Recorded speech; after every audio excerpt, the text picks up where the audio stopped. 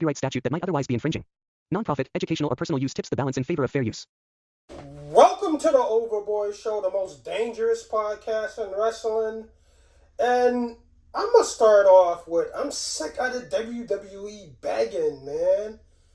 They're begging NFL players. They're begging movie stars. They're begging college football teams. They're begging rappers and comedians and influencers to show up at WrestleMania just to sit in their $30,000 front row seats for free. Like, you brought Lil Wayne and Meek Mill to WrestleMania 40 and didn't make them pay for no tickets? That's crazy. And they made a mockery of it. Like, Lil Wayne was like, I'm a millionaire. I'm a venereal disease. I ain't got time. Made a mockery of the situation. And that poor performance cost him opening the Super Bowl in his hometown, New Orleans. Let's not forget about Meek Mill. Like, his infamous, like, the rap, get up. Like, you begged these niggas to come and sit in the front row and paid for it. Didn't make them buy them tickets. You put 2 Chainz and Drewski in the front row. They don't care about WWE. And you begged them to be there. Seth Rollins was at the Ravens game with a clown outfit standing on the sideline and no one cares who he is. They're all going up to Angela Reese. Instead of begging these people that don't give a damn about wrestling, why don't you beg some of your fans that watch that 3-hour horrible TV show on Monday night called War? Why don't you beg some of the fans that spend tens of thousands of dollars on your ugly championship belts every year? Beg those guys to sit in the front row for free, because those are the guys that, you know, make your show and make your company run. Like, WWE, I'm so sick of them begging. Like, they're the biggest beggars in the industry. Like, I don't need to see Seth Rollins on Sunday Night Football at a Ravens game in a stupid clown outfit. I don't need to see Bianca Belair and Montez Ford pop up at the UFC fights. Quit mixing the fake with the real. Or to work with the real. No one believes wrestling is real anymore because of the sheets. So quit, you know, trying to merge your product with the MLB, merge your product with the NFL, merge your product with Hollywood. It's good to have some partnerships, but WWE is overdoing it with the meat riding. Like, it's just too much dick looking that the WWE has. And I'm getting sick of it. Like, I want to watch wrestling and worry about wrestlers and real wrestling fans like Westside Gunn, Smoke DZA being there. I don't want to see a rapper at WrestleMania that never mentioned a wrestler's name in his song, never bought a ticket to a pay-per-view, and all of a sudden they're there front row at WrestleMania. You ruined everyone's viewing experience by putting VIPs at SummerSlam in back of Pat McAfee. So the people that paid for seats in the 5th and 6th row and on down couldn't see anything, because these idiots are standing up the whole match. Just because you put VIPs there and they don't get to the point. Like, if you were in the 2nd row, you got people in row 5 through 8 would be able to see if these guys wouldn't stand up all the time the whole match. Who gave these guys these tickets? Because they sure didn't buy them, because they ignored everyone that told them to sit down. So WWE is just crazy how they beg from outside industries. It's ridiculous. WWE superstars and wrestlers already ruined the Air Jordan 1s with the goofy outfits I used to put on them, and every single person wanted to wear an Air Force One. You doing stuff with the NBA, having Tyrese Halliburton come in there, act like he don't do something, and he frail, and then you got Jalen Brunson get in a chair, they don't even touch each other. Like, come on, WWE, we got to stop the dick riding. Like, do NFL, but don't do NFL, UFC, hip-hop, influencers. It's getting ridiculous. Stop the begging.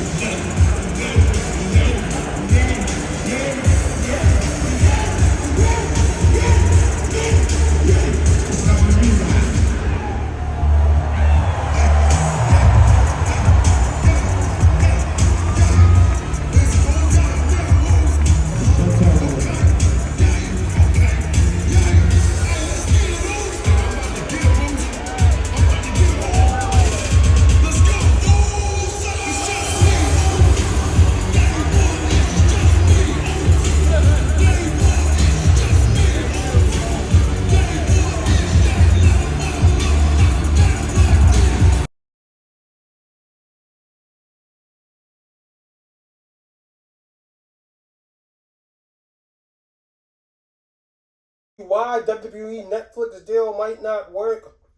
Because Netflix is a monthly subscription, it's not a yearly. But I see how WWE is going to try to sucker people in getting that Netflix subscription. They're going to try to do a subscription for like $75 for a whole year or $100 for a whole year. Something like that, to the point where it's a discount if you buy it for the whole year. Because the way Netflix works is when it's something like Squid Games on that you really want to see, or it's something like Narcos you want to see, or Voltron Legendary Defender, the new one, or Baki, people will binge those shows and then cancel Netflix until next season. Like, if you're a big fan of Ozark, now that Ozark is over, you might cancel your Netflix. Now, what if this happens if Raw is extremely bad? Because it's already going to be PG-14. If Raw is having the lowest ratings that it ever had in history despite Monday Night Football, because they said that Raw's ratings at one point was 1.2 million, and that's the lowest ratings it ever been, and it's 3 hours. Why would someone pay $19.99 a month or $15.99 a month for Netflix? And that increase is coming as soon as that Raw, comes up. And it's bad enough that Vince McMahon Netflix documentary is on the pirated bootleg sites. I watched it for free. So people don't even gotta pay for that. Like, this Netflix deal seems fishy. Like, I don't know about it. I can't see how it works. And I don't think WWE got $5 billion up front. They didn't. That's worth the total deal if they finish, the deal with Netflix. If they go through a whole 10 years with Netflix. And I doubt that. This might be done in like 3 years. Like, WWE shows are expensive to produce. That's why they cut Daredevil, Luke Cage, and Punisher off of Netflix. Those series are good, but they were too expensive to produce, and people are pirating things. So they had to take, the Marvel series off Netflix. So I could see the same thing happening to WWE and the Netflix deal. I don't think they get $5 billion. That $5 billion was just for publicity and to get people's eyes wide open. Whenever WWE sucks, they always announce a big business deal. Like, whenever WWE is, or should I say, whenever AEW is doing well, they're kicking ass in the pay-per-views. They're kicking ass on Dynamite. They're having the best matches. It seems like, WWE announces a big business deal. Right after they get canceled off of Fox, they announce a big Netflix deal. But it's all smoke and mirrors. I'll bet my right hand that Raw deal don't last 10 years.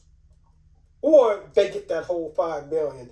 It just don't make sense for the optics. It's the poorest rated show that they have on primetime. The ratings are worse than SmackDown, so why would someone pay for it? Maybe this is to keep The Rock under their wing, so whenever they need a blockbuster movie they want to make, they always get The Rock to do it. And maybe they keep the WWE on for there. But The Rock came back to SmackDown and Fox still canceled it. So, watch the first 3 episodes of Vince McMahon's documentary on Netflix. And so far, it's the same shit. It's the same shit. Like, man, how many times are we going to look at Eric Bischoff's rise to power using WWE wrestlers and then falling off in 83 weeks? How many times are you going to show Bret Hart spit in Shawn Michaels' face because of the screw job? How many times are you going to show what anus Vince McMahon is? How cutthroat he was when he stole wrestlers from the territories? How many times are we going to see that? When we just want to see the juiciness, the sexual assault charges, the sexual assault allegations, the hush money, and they're scrambling this thing all over the place. First they're talking about the hush money. First they're talking about the WCW Monday Night Wars. Then they're talking about the unionization. And it's just all scattered around with information we already had. And I know they did the documentary before they start recording it before the sex stuff. But we just want to know about the sexual accusations. We seen everything else. Like, why do you need to make this 6 episodes when you could have made it 1 2-hour documentary? It's just to get you to subscribe to Netflix for a month. You see what I'm saying? All 6 episodes is on the bootleg sites, watchwrestling.ae or Watch Wrestling Anything. Because when they stop it, they keep making it go more or create a new website. But another thing I got to talk about, WWE fans, y'all need to be humble. Because y'all, WWE stunk. Y'all stunk. That's why Vince McMahon, that's why Tony Khan was able to create AEW. Not too long ago, 2015 to 2018, we were making fun of people that still watch WWE shows. Your arenas were empty. At one time, Becky Lynch didn't win the title, and then y'all lost $1 billion in revenue in one day because everybody wanted Becky Lynch to win the title, and she got screwed. Then that's when, Stephanie and Triple H was like, oh, we're going to do whatever you say because you mean the most. And that's when Tony Khan had All Out, and it was all over. Critically acclaimed, AEW was kicking WWE's butt since 2018. So from 2014 to 2024, WWE only had 2 good years. The 1 year that they had good was when the person that AEW made hot, the person that got Cody Rhodes over, came back to WWE and challenged Roman Reigns at WrestleMania 39 in Los Angeles. And Cody was the 13th best in-ring wrestler in AEW, but he carried the hell out of Roman Reigns in WrestleMania 39. The second good year y'all had was when Dion first started coaching Colorado. The Rock made that appearance and said, should I sit at the head of the bar when I go out to dinner? Should I sit at the booth? Or should I sit at the head of the table? That's 2 years out of 10. No wonder Tony Khan put up $100 million to start AEW, because WWE sucked. Now you fans are some Captain Sweatpants dudes that don't touch grass and are in AEW's comments every post hating. Come on, dog. AEW probably only had 1 bad year out of 4, critically acclaimed wise. Now it's probably 2020 when Jericho got punched into some orange Kool-Aid by Orange Cassidy. That's the only bad year AEW had as far as wrestling wise. Now AEW is on fire again.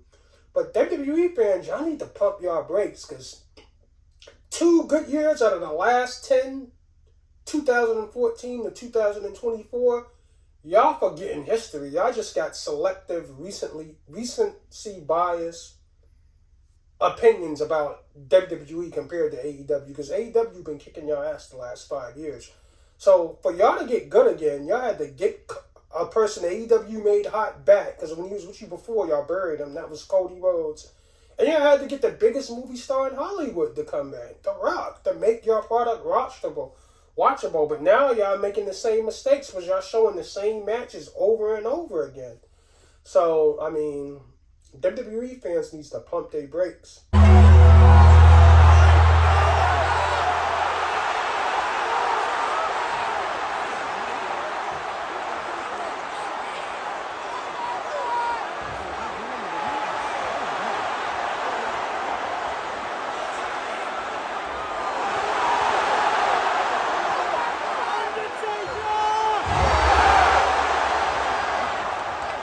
Once again, AEW proved that they had the best wrestling in the world. And I know a lot of people was disappointed that Jon Moxley beat Darby Allin at, AEW Dynamite Grand Slam. Because they wanted Darby to try to win the championship in his home state of Washington. But I feel like fans shouldn't have been swerved, because after Danielson got smothered, you see what I'm saying, with the plastic bag over his head, he was going to get some get back. And although Tony could have booked the All-Washington State main event at Wrestle Dream, this Moxley thing, and, Blackpool Combat Club, with Danielson being friends with them, or cool with some of them, is just gold. And then on Dynamite Super Show, you seen Bryan Danielson get some payback by like choking Jon Moxley out, trying to string on him. So that's just the biggest match and a better match than Darby Allin facing, Danielson at this point. I do think Darby may be a AEW World Champion, or maybe he's just their version of Jey Uso. They'll put him in the TNT title, but they won't put him in the Universal Heavyweight title. They're not going to do that. And shout out to AEW, because Wrestle Dream, or this Wednesday's Dynamite, we might see the Hurt Syndicate with Bobby Lashley, Shelton Benjamin, I think Cedric Alexander re-signed with WWE, but we might get the Hurt Syndicate. I wish Street Profits would come over too, because they're getting buried. But we might get that version, because we've seen MVP come out and accuse Prince Nana of not having Swerve wrestle to his full potential, despite Swerve holding the title for 8 months. Come on, bro. One thing you don't do is tell another black man how to do his job. I know Prince Nana is not a physical guy. He's in a non-contact sport as a manager. But it seemed like he wanted to smack the out of MVP. But he's seen MVP with that cane. He was like, man, should I don't want to hit a man with a cane. Like, I don't. But yeah, AEW can get real interesting these next 2 weeks. With Wrestle Dream coming up next week, and this Dynamite 5-year anniversary coming up Wednesday, which is today. Hey, watch your fucking mouth.